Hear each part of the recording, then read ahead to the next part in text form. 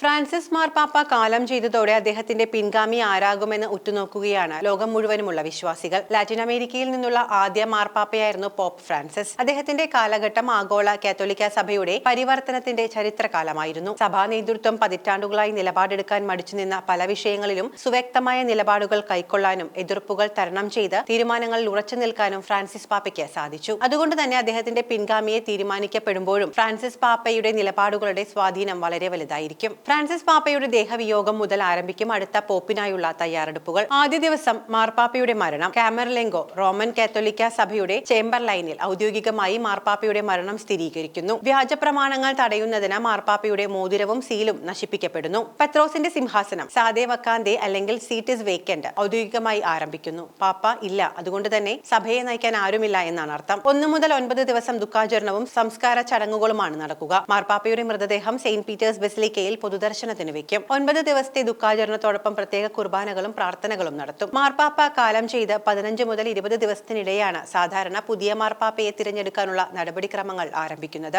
അന്ത്യശുശ്രൂഷകൾ യഥാവിധി പൂർത്തിയാക്കാനും 9 ദിവസത്തെ ദുഃഖാചരണ ചടങ്ങുകൾ നടത്താനും ലോകമെങ്ങുമുള്ള കർദിനാൾമാർക്ക് വത്തിക്കാനിലെത്താനും വേണ്ട സമയം നൽകുന്നതിനാണ് ഇത്. ലോകമെങ്ങുമുള്ള കർദിനാൾമാരെ വത്തിക്കാനിലേക്ക് വിളിപ്പിക്കുന്നതോടെയാണ് മാർപ്പാപ്പയെ തിരഞ്ഞെടുക്കുന്നതിനുള്ള ഔദ്യോഗിക നടപടിക്രമങ്ങൾ ആരംഭിക്കുന്നത്. പാപ്പൽ കോൺക്ലേവ് എന്നാണ് ഈ സമ്മേളനത്തിന്റെ പേര്. 69 രാജ്യങ്ങളിലായി 200-ലേറെ കർദിനാൾമാർ ഇപ്പോഴുണ്ട്. ഇതിൽ 120 പേരാണ് പുതിയ മാർപ്പാപ്പയെ തിരഞ്ഞെടുക്കാൻ വോട്ട് ചെയ്യുക. 1975 കൊണ്ടുവന്ന ചട്ടപ്രകാരം 80 വയസ്സ് കഴിഞ്ഞ കർദിനാൾമാർക്ക് വോട്ടവകാശമില്ല. അതുകൊണ്ടാണ് 120 പേരിലേക്ക് പട്ടിക ചുരുങ്ങുന്നത്. പാപ്പൽ കോൺക്ലേവ് പ്രഖ്യാപിച്ചു കഴിഞ്ഞാൽ കർദിനാൾമാർ പുറത്ത് ആരുമായും ബന്ധപ്പെടാൻ പാടില്ല. സിസ്റ്റൈൻ ചാപ്പലിലാണ് വോട്ടെടുപ്പ് നടക്കുക. എത്ര ദിവസം നീണ്ടാലും കോൺക്ലേവിൽ പങ്കെടുക്കുന്ന ആർക്കും പുറത്തുപോകാൻ കഴിയില്ല. സമവായമായില്ലെങ്കിൽ വോട്ടെടുപ്പ് നടക്കും. ജയിക്കാൻ 3-2 ഭൂരിപക്ഷം വേണം. അത് ലഭിക്കും വരെ വോട്ടെടുപ്പ് തുടരും. ഒരു റൗണ്ട് വോട്ടെടുപ്പ് പൂർത്തിയാകുമ്പോൾ സമവായമായില്ലെങ്കിൽ ബാലറ്റുകൾ കത്തിക്കും. സിസ്റ്റൈൻ ചാപ്പലിന് മുകളിലുള്ള ചിമ്മിനിയിലൂടെ കറുത്ത പുക പുറത്തുവരും. ടെലിവിഷനിലും സെയിന്റ് പീറ്റേഴ്സ് സ്ക്വയറിലും നിന്നും തിരഞ്ഞെടുപ്പ് വീക്ഷിക്കുന്നവർക്കുള്ള സന്ദേശമാണ് ഇത്. മാർപ്പാപ്പയെ തിരഞ്ഞെടുത്തിട്ടില്ല, തിരഞ്ഞെടുപ്പ് തുടരുമെന്ന സന്ദേശം. ബാലറ്റുകൾക്കൊപ്പം പൊട്ടാഷ്യം പെർക്ലോറേറ്റ്, ആന്താസിൻ, സൾഫർ എന്നിവ കൂടി കത്തിക്കുമ്പോഴാണ് കറുത്ത പുക വരുന്നത്. മാർപ്പാപ്പയെ തിരഞ്ഞെടുക്കാനുള്ള വോട്ടെടുപ്പ് ദിവസങ്ങളും ആഴ്ചകളും ചിലപ്പോൾ അതിലേറെയും നീണ്ടുപോയേക്കാം. അങ്ങനെയുള്ള ചരിത്രവുമുണ്ട്. വോട്ടെടുപ്പിനൊടുവിൽ ഒരു കർദിനാലിന് 3-2 ഭൂരിപക്ഷം ലഭിച്ചാൽ സിസ്റ്റൈൻ ചാപ്പലിലെ ചിമ്മിനിയിൽ കൂടി വെളുത്ത പുക വരും. ലോകമെങ്ങും കാത്തിരിക്കുന്ന വിശ്വാസികൾക്ക് ആഹ്ലാദവും ആശ്വാസവും പ്രതീക്ഷയും പകരുന്ന നിമിഷം. അവസാന ബാലറ്റുകൾ കത്തിക്കുന്നതിനോടൊപ്പം potassium chlorate, lactose, chloroform resin എന്നീ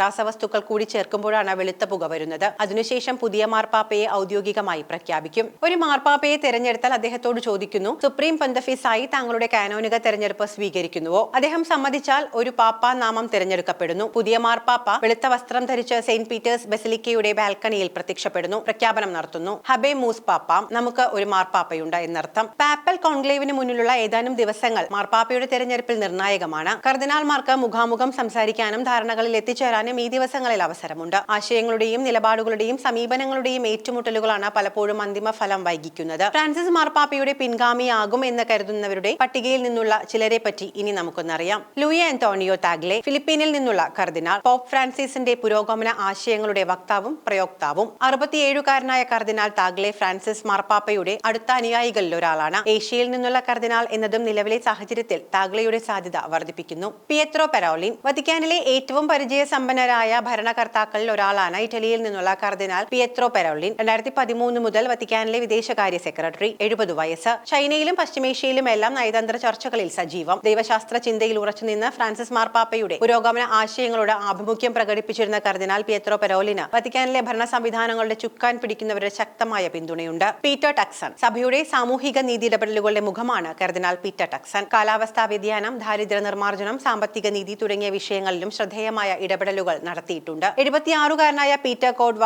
അപാക് ടക്സൺ ഘാനയിൽ നിന്നുള്ള കർദിനാളാണ്. പീറ്റർ എർദോ, ഹംഗറിയിൽ നിന്നുള്ള കർദിനാൾ, യാഥാസ്ഥിതിക നിലപാടുകാരുടെ പ്രതിനിധി. 72-കാരനായ കർദിനാൾ എർദോ കാനോൺ നിയമത്തിൽ അഗ്രഗണ്യനാണ്. പരമ്പരാഗത ദൈവശാസ്ത്രത്തിലും തത്വശാസ്ത്രത്തിലും ഊന്നി സഭയെ മുന്നോട്ട് നയിക്കുമെന്ന നിലപാടുകാരൻ. കൗൺസിൽ ഓഫ് യൂറോപ്യൻ ബിഷപ്പ് കോൺഫറൻസിന്റെ തലവനായിരുന്നു. ജോൺ പോൾ രണ്ടാമന്റെയും ബെനഡിക്ട് 16-ന്റെയും യാഥാസ്ഥിതിക ശൈലി തിരിച്ചു കൊണ്ടുവരണമെന്ന് ആഗ്രഹിക്കുന്ന കർദിനാൾമാർ പീറ്റർ എർദോയ്ക്കൊപ്പം നിൽക്കും. മിലാൻ ഏഞ്ചലോ കോള, ഇറ്റലിയിൽ നിന്നുള്ള മുതിർന്ന കർദിനാൾ, 82 വയസ്സുണ്ട്. ബെനഡിക്ട് 16-ന്റെ പിൻഗാമിയെ തിരഞ്ഞെടുക്കുവാൻ 2013 നടന്ന വോട്ടെടുപ്പിലും കർദിനാൾ സ്കോള മത്സരിച്ചിരുന്നു. പോപ്പ് ഫ്രാൻസിസിനോട് പരാജയപ്പെട്ടു. പാരമ്പര്യവാദിയായ കർദിനാൾ സ്കോള ദൈവശാസ്ത്രത്തിൽ നിപുണനാണ്. മിലാനിലെ മുൻ ആർച്ച് ബിഷപ്പായിരുന്ന അദ്ദേഹം സഭയ്ക്ക് പാപ്പയ്ക്ക് കേന്ദ്രീകൃതവും കൃത്യവുമായ അധികാര ശ്രേണിയിലുള്ളതുമായ ഭരണ സംവിധാനം വേണമെന്ന നിലപാടുകാരനാണ്.